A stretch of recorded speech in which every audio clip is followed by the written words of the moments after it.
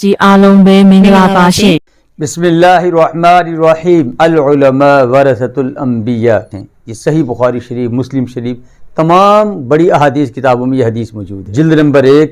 सफ़ा नंबर 281 तफसीर इब्न कसीर में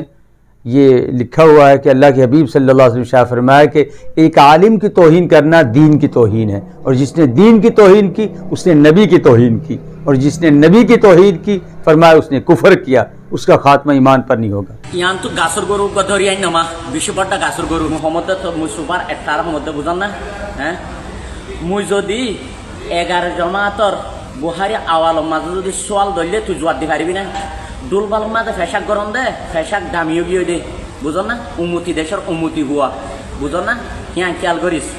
বুঝন না থর মোহাম্মদ দিয়া বলত हज़रत मौलाना अहमद लाहौरी रहमतुल्लाह अलैह जिसकी कब्र से 6 माह तक खुशबू आती रही, हज़रत फरमाते जिस शख्स ने किसी भी आलिम को गाली दी फरमाया उसका खात्मा ईमान पर नहीं होगा। आज लोग सबसे ज़्यादा उलमा को सोशल मीडिया पे बुरा भुला कहते हैं। अपने ईमान की फ़िक्र करें, अपनी आने वाली नस्लों की फ़िक्र करें कि उलमा की तौहीन बहुत बड़ा जुर्म है। माना कुरान शरीफ पढ़ी आरे तुम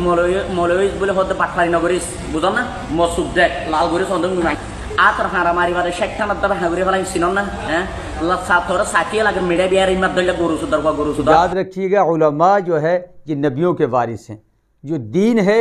वो सहाबा के नबी से सहाबा के पास, सहाबा से करते करते उलमा के ज़रिए आज उम्मत में जितना दीन नज़र आ रहा है उलमा की बरकत से। उलमा ना हो तो दुनिया से जब उलमा ख़त्म होंगे तो फिर मैं दुनिया ही अल्लाह पाक जो ख़त्म फरमा देंगे।